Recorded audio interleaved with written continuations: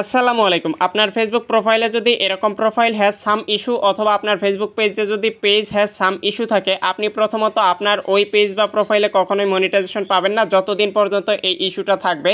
এবং আপনি যদি ফেসবুকের গাইডলাইন তিনবার এইরকমভাবে ভুল করেন বা ভঙ্গ করেন, তাহলে আপনার ওই পেজ বা প্রোফাইলটা সাসপেন্ড হওয়ার সম্ভাবনা রয়েছে। তো এখানে দেখতে পাচ্ছেন গ্রাফিক্স ভায়োলেশন ধরেছে এবং এখান থেকে কিন্তু কন্টেন্টটা রিমুভ করে দিয়েছে। এরকম যদি আপনি পরপর 3টা ভুল করেন বা গাইডলাইন স্ট্রাইক আপনার পেজ বা প্রোফাইলে চলে আসে, তাহলে এখান থেকে দেখতে পারবেন আপনার পেজ হলে আনপাবলিশড হয়ে যাবে এবং আপনার প্রোফাইলটা ডিজেবল হয়ে যেতে পারে। তো এইখান থেকে প্রোফাইল হ্যাজ সাম ইস্যু, এই ইস্যুটা ডিলিট করার জন্য ফেসবুকের কাছে আপিল বা আবেদন করতে পারবেন। স্ক্রিনটাকে ফলো করুন, আমি স্টেপ বাই স্টেপ আপনাদেরকে দেখিয়ে দিচ্ছি। Welcome back. সর্বপ্রথমে আপনি আপনার ফেসবুক প্রোফাইলের মধ্যে চলে যাবেন। এরপর এখানে হাতের ডানে দেখতে পারবেন 3 লাইন রয়েছে। তো এখান থেকে এই 3 লাইনের উপরে একটা টাচ করবেন। এরপর একটু স্ক্রল ডাউন করে নিচের দিকে গেলে দেখতে পারবেন হেল্প অ্যান্ড সাপোর্ট নামে একটা অপশন। এই অপশনে টাচ করে এইখানে একটু লক্ষ্য করলে দেখতে পারবেন রিপোর্ট এ প্রবলেম নামে একটা অপশন দেওয়া রয়েছে। তো এখান থেকে আমাদেরকে এই রিপোর্ট এ প্রবলেম এই অপশনের উপরে একটা টাচ করতে হবে। দেন আপনার সামনে এরকম ইন্টারফেস শো করবে। এখানে একটু নিচের দিকে গেলে দেখতে পারবেন continue to report A problem নামে একটা অপশন দেওয়া রয়েছে। তো এই অপশনের উপরে একটা টাচ করতে হবে। তো এই অপশনের উপরে টাচ করার পর এখানে একটু লোডিং হবে। এরপর আমাদের সামনে এরকম একটা ইন্টারফেস শো করবে। এইখান থেকে আমাদেরকে এই ইনক্লুড নামে লেখাটা রয়েছে, এই লেখার উপরে একটা টাচ করতে হবে। এরপরে এইখান থেকে আপনাকে সিলেক্ট করতে হবে যে আপনার পেজের সমস্যা নাকি আপনার প্রোফাইলের সমস্যা।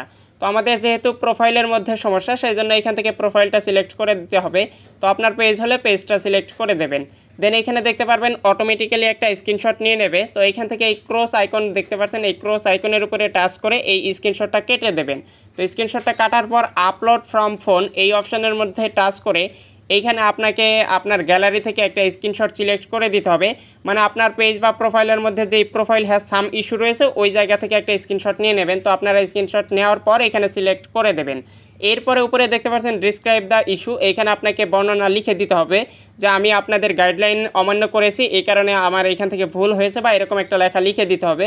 তো এখান থেকে দেখতে পাচ্ছেন আমি একটা লেখা লিখে রেখেছি। তো আপনাদের সুবিধার্থে এই লেখাটা আমি আমার এই ভিডিওর পিন কমেন্টে দিয়ে রাখবো, মানে প্রথম কমেন্টে দিয়ে রাখবো।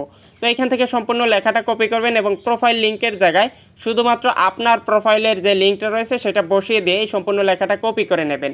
এরপরে এখান থেকে ডিসক্রাইব দ্য ইস্যু এখানে পেস্ট করে বসিয়ে দেবেন। তো আমি এখানে বসিয়ে দিলাম। তো এই লেখাটা সম্পূর্ণ বসিয়ে দেওয়ার পর উপরের দিকে দেখতে পাচ্ছেন সেন্ড বাটন রয়েছে। তো এখান থেকে এই বাটনের উপরে একটা টাচ করে দেবেন, তাহলে দেখতে পারবেন এই রিপোর্টটা ফেসবুক টিমের কাছে চলে যাবে। তো এখন আপনার পেজ বা প্রোফাইলটা ফেসবুক টিম রিভিউ করে দেখবে। তো রিভিউ করে দেখার পর তারা যদি মনে করে যে আপনার সমস্যাটা সমাধান করে দেবে, তাহলে কিন্তু আপনি এই সমস্যার সমাধান খুব দ্রুত পেয়ে যাবেন। আর এরপরে যদি সমস্যার সমাধান না হয়, তাহলে দেখতে পারবেন আপনার যে গাইডলাইন স্ট্রাইকটা এসেছে ওই দিন থেকে 12 মাস পরে আপনার ওই গাইডলাইন ইস্যুগুলো অটোমেটিক্যালি চলে যাবে এবং আপনার পেজ বা প্রোফাইল থেকে প্রোফাইল হ্যাজ সাম ইস্যু এই লেখাটাও চলে যাবে। তবে আপনাকে অবশ্যই এই 12 মাসের মধ্যে লক্ষ্য রাখতে হবে, এরপরে যেন আর কোনো গাইডলাইন স্ট্রাইক বা আপনি কোনো কমেন্টের কারণে স্ট্রাইক না খান, তাহলে কিন্তু আপনার অ্যাকাউন্টটা ডিজেবল হয়ে যেতে পারে। তো এই ছিল মূলত আজকের ভিডিও ভালো লাগলে অবশ্যই একটি লাইক দেবেন।